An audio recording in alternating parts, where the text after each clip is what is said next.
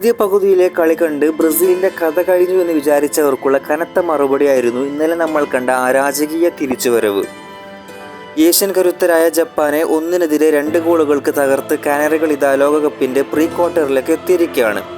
പക്ഷേ കളി തുടങ്ങിയപ്പോൾ ബ്രസീൽ ആരാധകർ പോലും നെഞ്ചിടിപ്പിലായിരുന്നു. ജപ്പാന്റെ മാരകമായ കൗണ്ടർ അറ്റാക്കുകൾക്ക് മുന്നിൽ ബ്രസീൽ ഡിഫൻസ് പൂർണ്ണമായും പതറിപ്പോയി. അതിന്റെ ഫലമായിട്ടാണ് കൃത്യം 29-ാം മിനിറ്റിൽ ജപ്പാന്റെ കൈഷു സാനോ ഒരു വെടിയുണ്ട കണക്കിയുള്ള ഷോട്ടിലൂടെ ബ്രസീലിന്റെ വല കുലുക്കിയത്.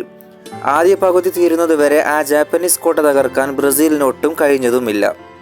ഈ മത്സരത്തിന്റെ ഏറ്റവും വലിയ ട്വിസ്റ്റ് എന്താണെന്ന് വെച്ചാൽ ബ്രസീലിയൻ നെടുന്തൂണായ നെയ്മർ ജൂനിയർ ഇന്നലെ ഫസ്റ്റ് 11-ൽ ഉണ്ടായിരുന്നില്ല എന്ന് മാത്രമല്ല സബ്ബായി പോലും പിച്ചിലേക്ക് ഇറങ്ങിയിട്ടുമില്ല. നെയ്മറിന്റെ അഭാവത്തിൽ കളി എങ്ങനെ ജയിക്കുമെന്നായിരുന്നു ലോകമെമ്പാടുമുള്ള ഫാൻസിന്റെ ആശങ്ക.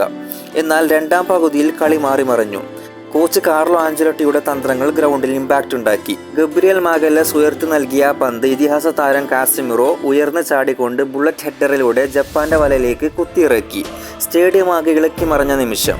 സ്കോർ 1-1. കളി എക്സ്ട്രാ ടൈമിലേക്ക് നീങ്ങുമെന്ന് ഉറപ്പിച്ച് ജപ്പാൻ ഡിഫൻസ് വീണ്ടും ശക്തമാക്കി. അറ്റാക്കിങ്ങിന് വേഗത കൂട്ടാൻ കോച്ച് ആഞ്ചലോട്ടി ആഴ്സണൽ താരം ഗബ്രിയൽ മാർട്ടിനെല്ലിയെ സബ്ബായി ഇറക്കി.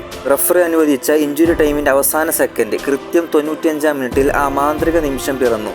മധ്യനിരയിൽ നിന്നും ബ്രൂണോ ഗിമറസ് നൽകിയ ഒരു മനോഹരമായ ത്രൂ ബോളിൽ ഓടിക്കയറിയ ഗബ്രിയൽ മാർട്ടിനെല്ലി ജപ്പാൻ ഗോളിയെ കാഴ്ചക്കാരനാക്കി പന്ത് വലയുടെ കോർണറിലേക്ക് അടിച്ചു കയറ്റി. അക്ഷരാർത്ഥത്തിൽ ജപ്പാന്റെ നെഞ്ചു തകർത്ത ഒരു അടിയന്തര ഗോളായിരുന്നു അത്. നെയ്മർ എന്ന മജീഷ്യൻ ഇല്ലായിരുന്നിട്ടും കടുത്ത പോരാട്ട വീരത്തോടെ കളി തിരിച്ചു പിടിച്ച ബ്രസീലിന്റെ ഈ പുതിയ സിസ്റ്റം നിങ്ങൾക്ക് ഇഷ്ടപ്പെട്ടോ? ഈ ടീം ഇത്തവണ ലോകകപ്പ് അടിക്കുമോ? നിങ്ങളുടെ അഭിപ്രായങ്ങൾ താഴെ കമന്റ് ചെയ്യാം.